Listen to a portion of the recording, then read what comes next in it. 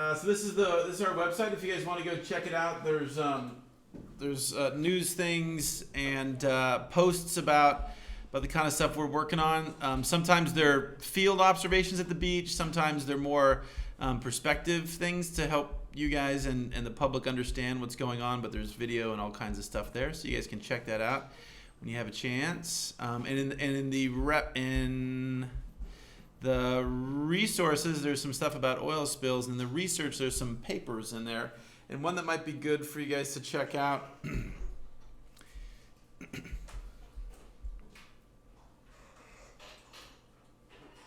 is, oh, something didn't like that. Is this one here? It's rendering strangely for some reason right now, but it's you can download it. There's also a link to it about public perceptions of our coastal resources. So that might be a good one to give you some perspective as to what we're going to be doing next couple days. So I'll talk a little bit about stuff. Clara already touched on this, and Dawn touched on this, but it's okay to re-hit some of this. But to provide the context for what we're doing. So the real question you guys are thinking about, I hope you're thinking about tonight, as we start moving into tomorrow and the training and showing you guys what to do is what are you most interested in looking at? Because these surveys, there's so much data and there's so many different possible things. Can't possibly get to it all. And so you guys are going to have the opportunity to pick out whatever you think is most of interest to you. And you know, we don't care particularly what you do. So you guys need to give us some guidance. I'm really interested in this component. I'm really interested in that component. The general story here, though, and the reason why we got involved with Sandy Beaches a few years ago was because Sandy Beaches are awesome. All kinds of benefits are accrued to us, but we don't treat them very nicely, right? We don't spend a lot of money on them. We don't take care of them as we perhaps should. And in the case of things like climate change, as Dr. Steele mentioned, this is becoming increasingly apparent. And so we believe that it's time for us to spend some additional time, additional resources, additional brain cells thinking about this important part of our culture and to not disregard it. And to try to do that, we've pulled together this rapid assessment tool. It's sometimes easy for us as we live near the beach to forget how important the beaches are, but all kinds of cultural things are tied to our beaches around the world.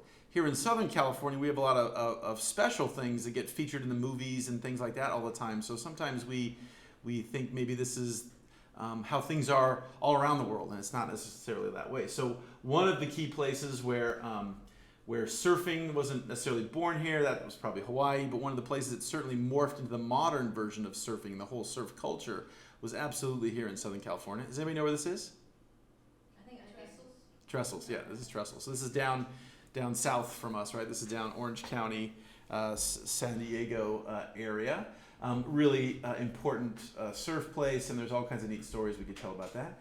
And then there's a lot of our popular conception of how a lot of people across our country think of Southern California, and beaches played a key role with that. This is a bunch of sort of old white folks, but that was incredibly important in the post-World War II characterization of Southern California. So this is a scene from these Gidget movies, which was based on a real surfer lady in Malibu that inspired this book and then inspired these movies.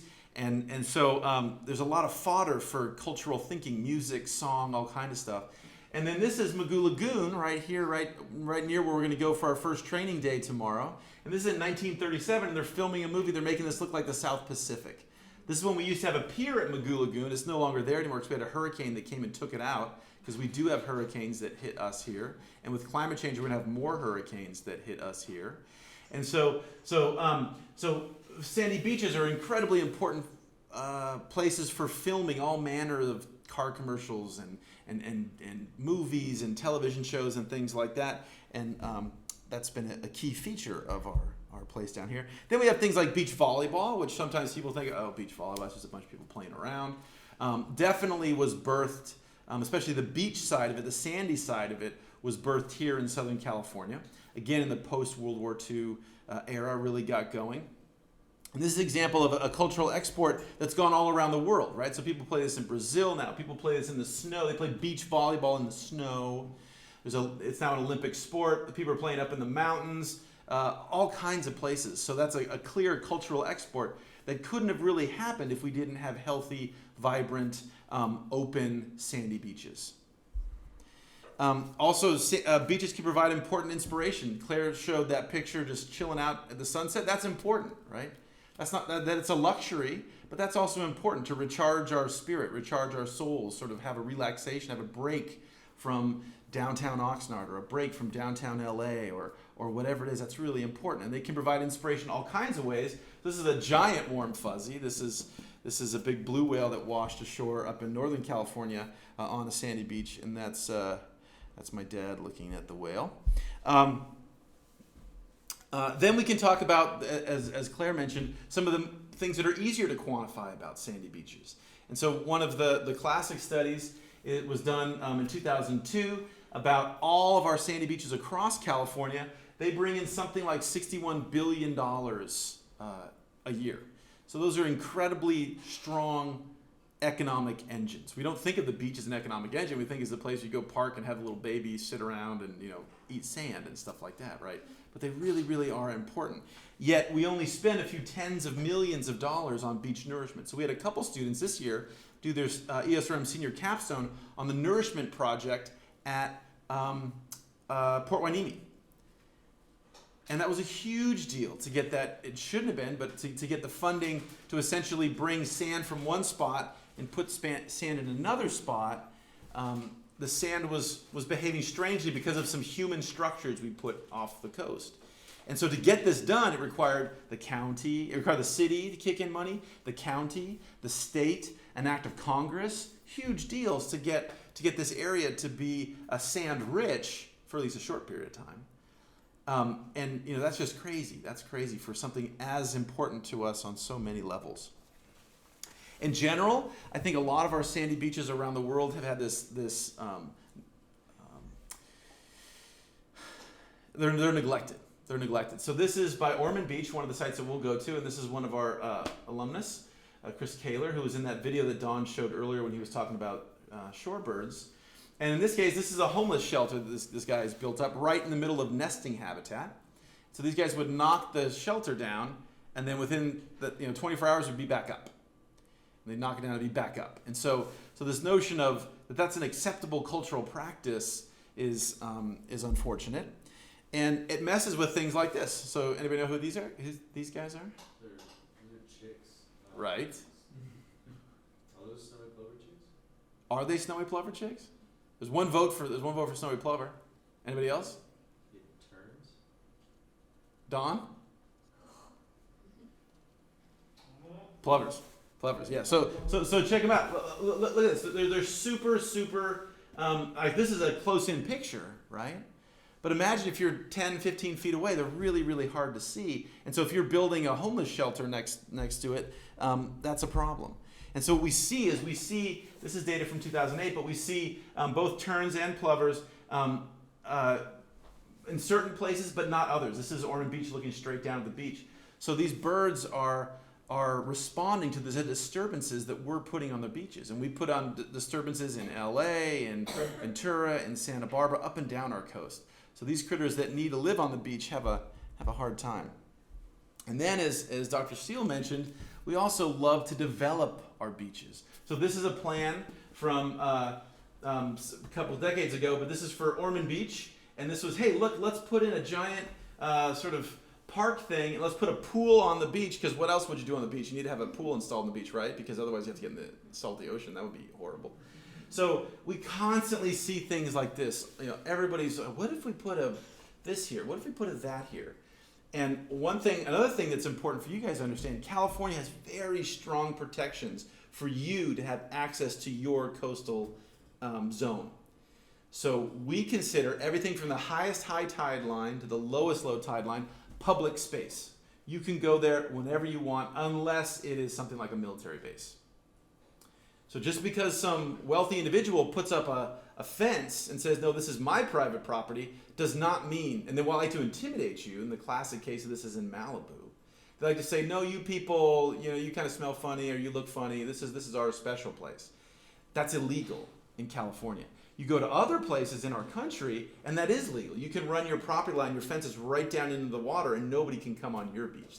Those are private beaches, but not here in California. This is an increasing issue across the globe, so more and more people live at the coast.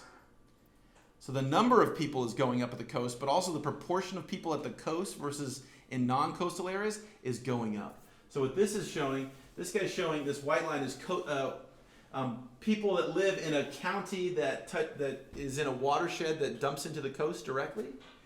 And this is the overall United States, and this is inland. So when you look at the inland areas, it's relatively, everybody's growing. We have more and more people every year, so the population is going up totally. But look at the rate of change of the coast versus inland. It doesn't compare. More and more people, more and more people, more and more people. So right now, there's more people living only in the coastal zone, the little teeny skinny sliver around the coasts of the planet, than were alive in the 1950s on the whole planet. We're talking that we might be upwards of 65-70% of the entire proportion of humans will live within 60 odd kilometers. These factoids are a little interesting. Sometimes people say 100 kilometers, sometimes people say 50, 60. But the point is, we love the coast. We're attached to the coast. Everybody wants to be at the coast, and it's a linear feature, right? It's not like a forest where we can sort of spread out. It's this one thing. There's the ocean here and there's the land here, and it's a thin line. And then again, just to continue that on, by 2050, there's going to be more people living in the coastal zones of the world than are alive right now on the entire planet. So more and more pressure, more and more people, more and more stressors on this very thin area.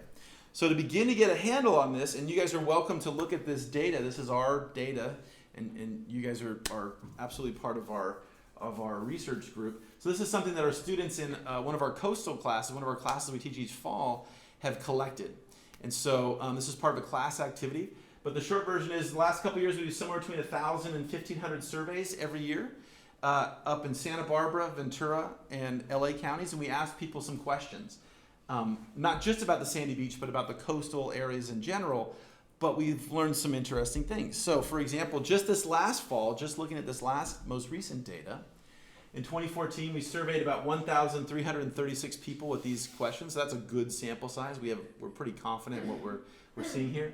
And what we see is we just ask people an open-ended question. What was the last open space you visited? They could say Yosemite. They could say Grand Canyon. They could say the park down by my house, whatever. And 78% of the people identify a coastal place, right? That's right on the coast. Sometimes they're not very specific, but people that are specific, that actually name a specific beach or say the sandy beach, that's 61%. So that's huge for just name whatever the heck you want. So we love beaches. That's the first thing. Second thing, we go to the beaches a lot. 43% of the people that live in Santa Barbara, Ventura, northern LA County go to the beach at least weekly, if not daily. That's huge. That's massive, right? So this explains why when this oil spill happens, people are all uppity and they're all very crying and it's like someone assaulted their kid, because this is part of their life, right? This is part of their daily routine. This is where they go to jog. This is where they go to walk their dog. This is where they go to hang out with their friends. This is really, really, really important to all manner of folks, not just wealthy folks or folks that have a house on the beach, but our whole culture. And if we ask a little more general questions like, hey, how many people go to the beach at least once a month? That's like 80% of our population. So if our beaches are messed up, if our beaches are oiled and we can't get to them, that's a real, true hit, not just to the economy, but to our regular activities as well. Then we ask things like, what do you do at the beach or the coastal zone? And so things like walking, sunbathing, just sort of hanging out on the sandy area are the most popular. So more than 40% of the people self-identify these types of things that they do. They also really like to do cheap things like swimming and surfing that you don't necessarily need to spend thousands and thousands of dollars to do. Expensive things on the sandy beach are less popular. They're more like 10%-ish of the people want to do those. So that includes things like off-road vehicling, which you have to have an expensive vehicle, riding a horse, which is usually an expensive sport, doing a sailboat, that kind of stuff, right, tied into the beach. And then the other thing we see, which is another trend all across the U.S., not just in the sandy beach, we see fewer and fewer people that do things like fish or hunt. That used to be a huge pastime for Americans, and fewer people know how to fish, fewer and fewer people are interested in hunting. So we see that trend represented as well. Does that make sense? Any questions on that? We have all kinds of other questions, tons and tons of questions. We've asked, this last year we started asking, what do you prefer? Do you prefer a crowded beach or a less crowded beach? Do you prefer a beach with a lot of amenities, no amenities? And again, all that data is available for you guys to play with. Okay, so then as Dr. Steele mentioned, we have a lot of stressors going on here. And a lot of these local government decisions are really, really key. And so that's kind of neat, because that means if you guys get involved or if we find something, it's a lot easier to influence our local government than the government back in DC, right? It's not impossible by any means, but it's just that much more difficult. Who do you call? I don't know. Whereas in this case, a lot of these decisions are made at a much more right next to us, next neighbor over level. So that's kind of cool. So things that we do that stress our beach are, as Dr. Steele said, hardening of infrastructure. So we make the stuff, instead of being soft, make it be hard by having urbanization, messing with how sand moves around. We change how people can access the beach by putting in, say, a certain trail or doing things to access. We do beach grooming, which we'll talk about. That's where we essentially take a rake. So I came in late. Don, did you talk about beach grooming before I got here? Okay. So that's basically dragging a rake, or usually a rake behind a tractor, and picking up junk that's in the beach. That's because a lot of our beaches, we have so many people going there, they're leaving trash. They're leaving, let's say, bottles or sharp objects or something like that. Nobody wants to get cut. So it makes sense that we do that. But one of the downsides of grooming is a lot of these critters you guys are going to learn all about in the next few weeks, we might mess with them as well. So beach grooming is a huge stressor to the critters that live in and around the beach. And then we have things like temporary closures of access because we're doing something like having grunion runs or whatever. And then we encourage different behaviors like putting in volleyball courts or fire pits or lifeguard towers that tend to induce a certain type of activity or behavior in the people in that area of the beach. So what we're going to do, the core thing we're going to do, and then we have all these wonderful other satellite things, but the core thing is this rapid assessment of really quickly with a short visit, can we tell if this beach is healthy? Can we tell if that beach is unhealthy? And so, so this is not necessarily a trivial thing. So this is the Santa Clara River. We have 3 big perennial rivers that dump into the ocean here in Ventura County. We have the one right out here by campus, Cayugas Creek. Then we have going towards Santa Barbara, we have the Santa Clara, and then we have Ventura over by the city of Ventura. And sometimes when we look at these landscapes, we tend to think of, oh, this is the way stuff is. No, this is the way stuff is right at this second. But for the example, this is the historic pathway, the historic channel of the Santa Clara River. And so it might now be at this blue line, which it is, but it is bumped all around. So the Santa Clara River was right here at campus, not only a few hundred/thousand years ago. It bumped all around. This whole Oxnard Plain is a dumping of sediment from this giant water source. So beaches are very dynamic, or can be very dynamic. Ecologists love rocky intertidal. So the intertidal area of our globe is incredibly important and actually birthed modern quantitative ecology. And much of it is due to this guy right here. This is Joe Connell. This is a now retired ecologist who was a weatherman in a radar guy. Well, actually, yeah, first he was a weather guy, and then he became a radar guy in World War II, and then he decided, I like the UK, so he stayed over in Scotland to do his PhD, and he started working on rabbits. My family loves rabbits, so that's a side story. But started working on rabbits, sucked. Could not get anything done for a year. He said, rabbits suck. So then he invented what's called Joe Connell's rule of thumb, which was never study anything bigger than your thumb. And so he was looking around for something that wouldn't spend all his time chasing things around, and he figured out barnacles. So he studied barnacles. So now when you guys open any biology, any ecology textbook, they'll talk about predation, they'll talk about competition. The example they will use, every single one, I guarantee you, will use this example of barnacles. There's thalamus and balanus, and there's some things about where they occur. That all came directly from this guy's PhD research. When he started doing this, ecologists did not do statistics. He started doing statistics and sort of blew people's minds. And he chose to work on things with his thumb in the rocky intertidal because it was rocky. And he could do some crap to them, and the tide would come up and the tide would go down, and they would still be there. He could put a cage there, and he'd go away, come back, there's still a cage there. He could scrape off a certain number of guys and do all these manipulations. So it's a manipulative person's dream, right? You can go right back, know exactly the same spot, go back and count it, and that's what these guys are doing. Okay? Ecologists don't like sandy places. Oh, that sucks. Don't work there. Why would you ever work there? It's too hard. It's dynamic, right? So if we try to put a cage right here, yeah, right. Yeah, good luck with that, right?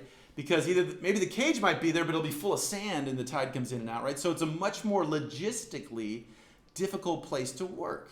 And so if you were picking the easy place to work or the hard place to work, let's take the easy place.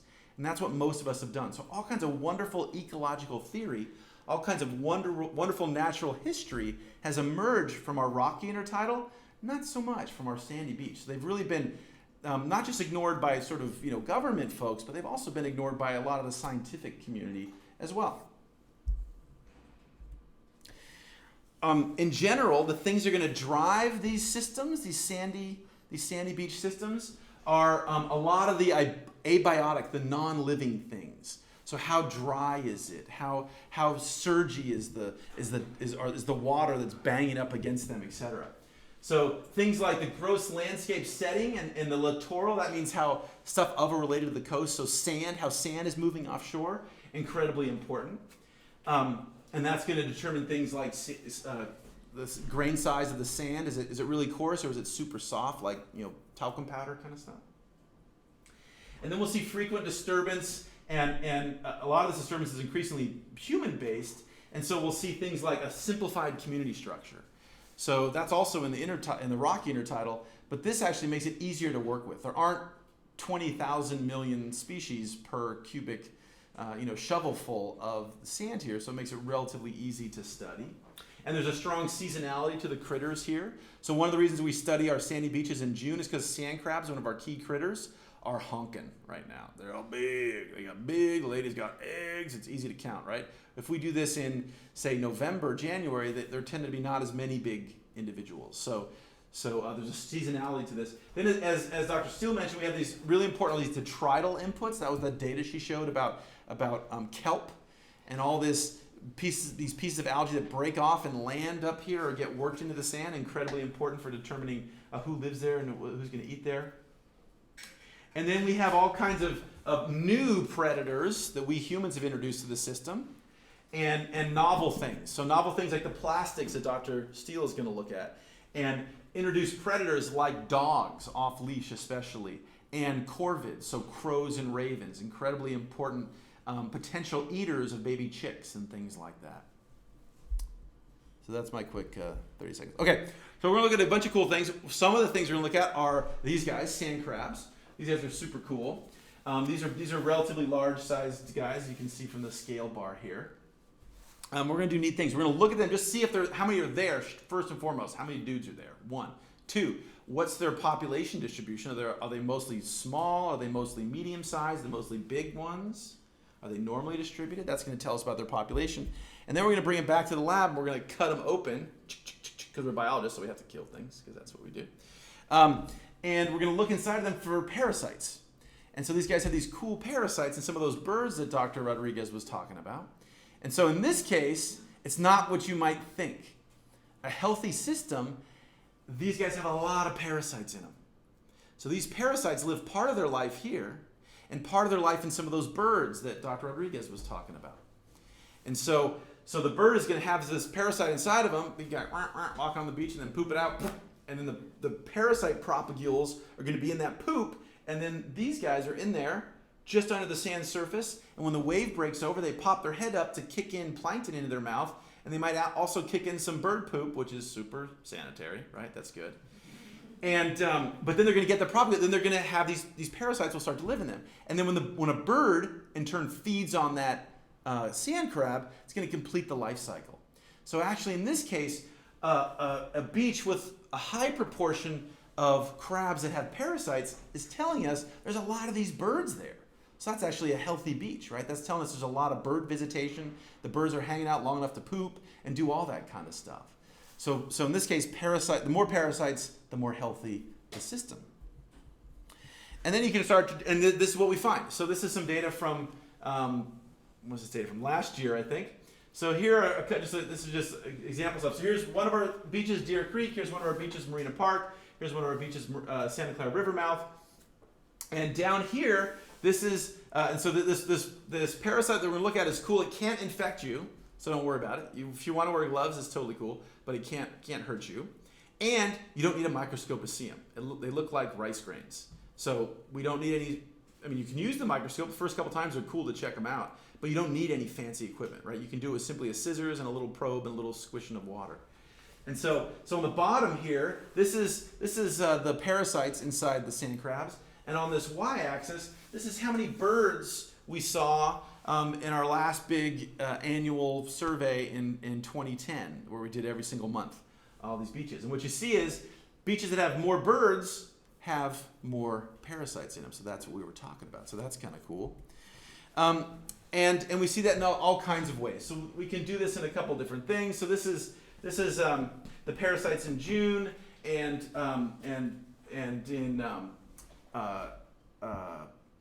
February, and this just tells us that there's a seasonality to this. So parasites aren't the same in February as they are in January. If they were, they would fall in this line of unity.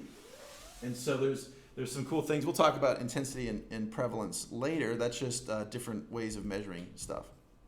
Okay, what we're trying to do with this metric that we're trying to develop, with this rapid beach assessment, is create what's known as a tier 2 assessment, or a level 2 assessment. Tier 1 is, oh my God, is there a beach there? Yep, beach there, check. Okay, cool, right? Tier 3 is what we typically do as ecologists, as field scientists, as environmental scientists. We go in, we spend a lot of time, we spend hours, we spend days, we spend weeks, months, years, study every single little spider, every single little polychaete, that kind of stuff, right? Wonderful stuff. Tends to need experts like us. Tends to cost a lot of money. Tends to take a lot of time. What we're trying to develop here is a tier 2 assessment, or rapid assessment. So trying to pull out some of the key things from tier 3 that we would think corresponds to a healthy system, a healthy beach in this case. But rather than study it for 3 months, let's see if we can study it for 30 seconds or a minute or two and get some really quick impressions. And so again, this is a rapid assessment, and this language comes from the federal EPA that's trying to push this. Now, when this first came up, I first was trained on this in a version of this for wetlands, for coastal wetlands. And I said, this is all baloney, man. This isn't, how can you possibly go for an hour or 2 hours and look at a thing and then get some really fundamental insight? Sure, you can tell if it's destroyed. You can tell if there's an oil spill or a fire came through. But really, that's not really going to compare to, us spending months and months and months, right? Well, I was, of course, wrong.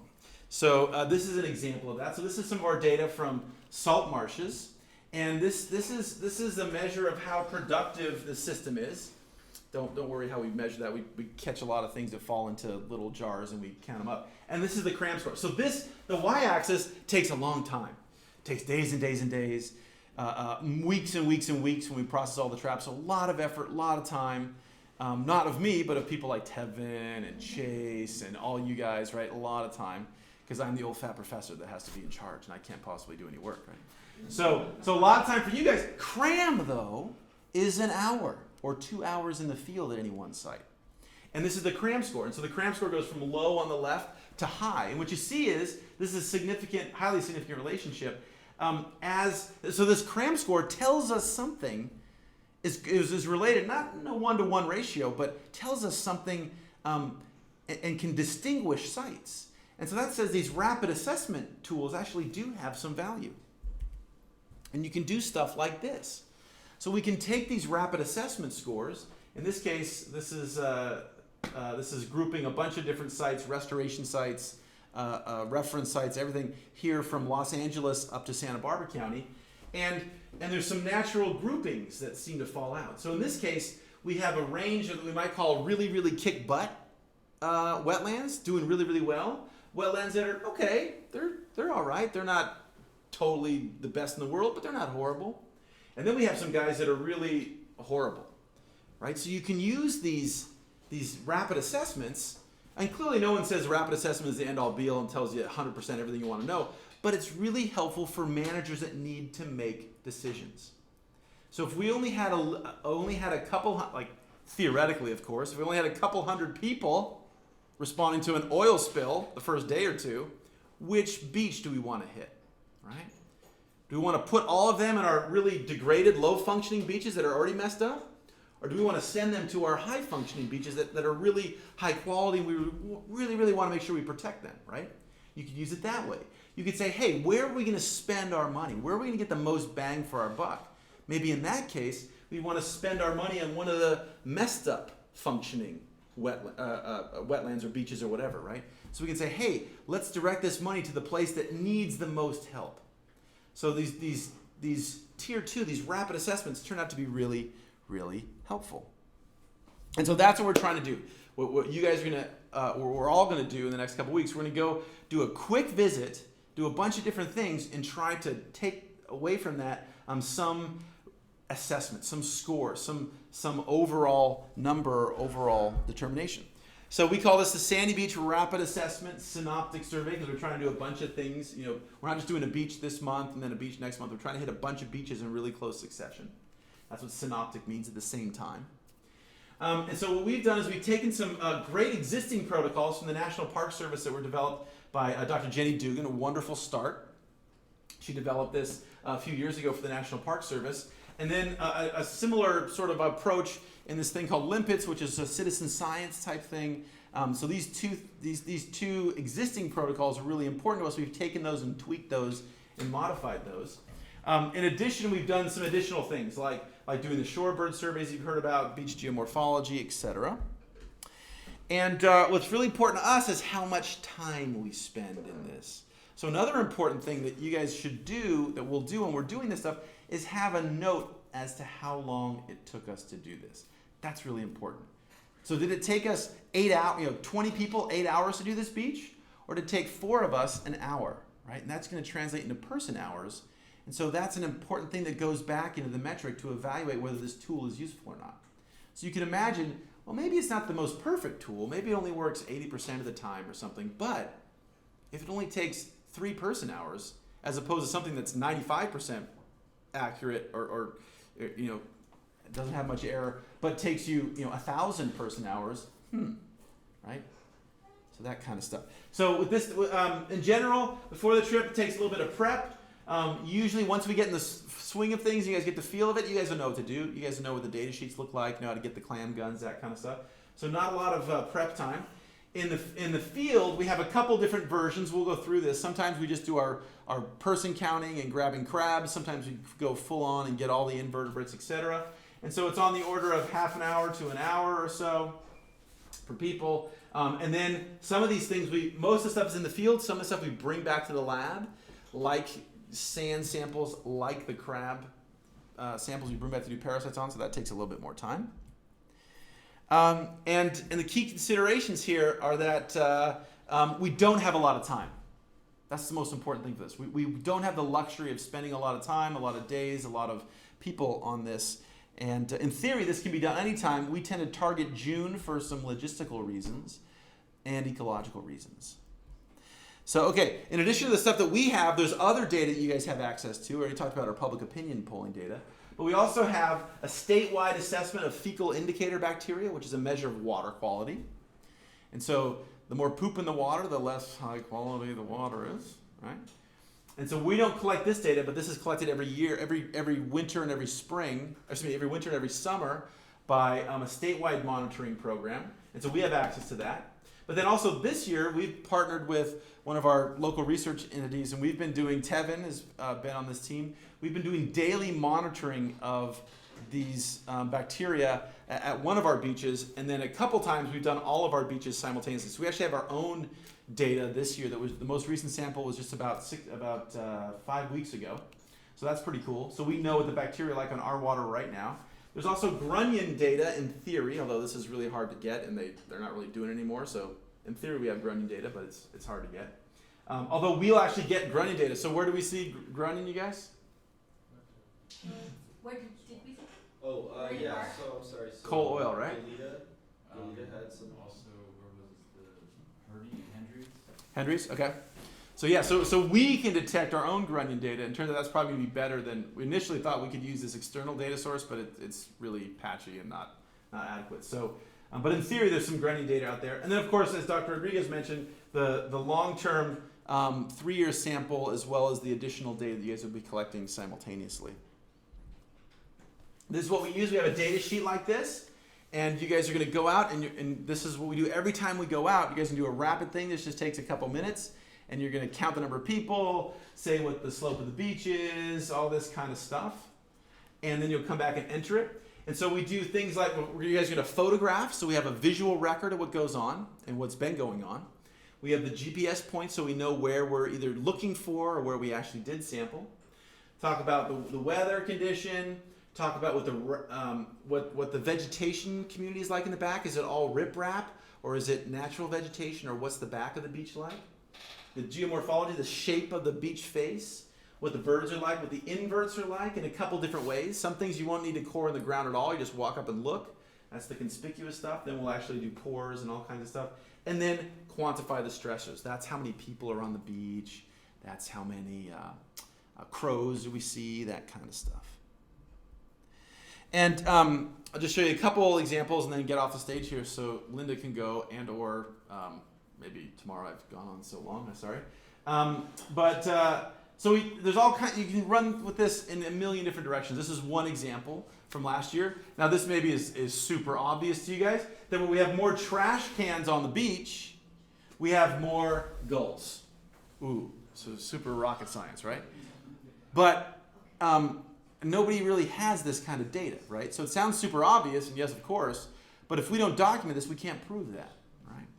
So this doesn't say that the trash caused the gulls necessarily, or the gulls caused the trash. Maybe they're queuing in on the same thing, or maybe it's messy people they're both causing, but the point is there's a lot of these things that correlate with other things. Similar, just like trash cans, the more people we find on the beach, the more gulls we find. So there you go, the gulls are queuing in probably off all this human activity and all that exciting stuff. Also interesting, you start to get to things that maybe are not all that intuitive. So in this case, this is on this y-axis, this is a measure of our parasites in our sand crabs.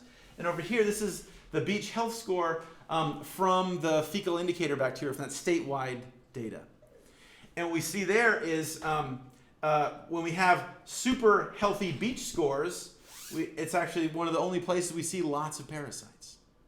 So when we have sites that have poor water quality, like Malibu Lagoon, we seem to not really have none or very few parasites. So these things are starting to show us that they're tracking similarly, right? One thing isn't showing one thing, the other thing isn't showing something different. There's some correspondence here. There's some correlation. And so that's what I want to say. That's what I want to say. Okay, great. So that's a little quick introduction to our stuff. So check out our oil.pirate lab. And you guys can see some of the new stuff that's happening, some of the new perturbations, which are tar balling and oil deposition on our beaches. So cool. Questions about our rapid assessment? Anyone? Initial questions? Yeah, there'll be other questions. All right, cool. All right, thanks, guys.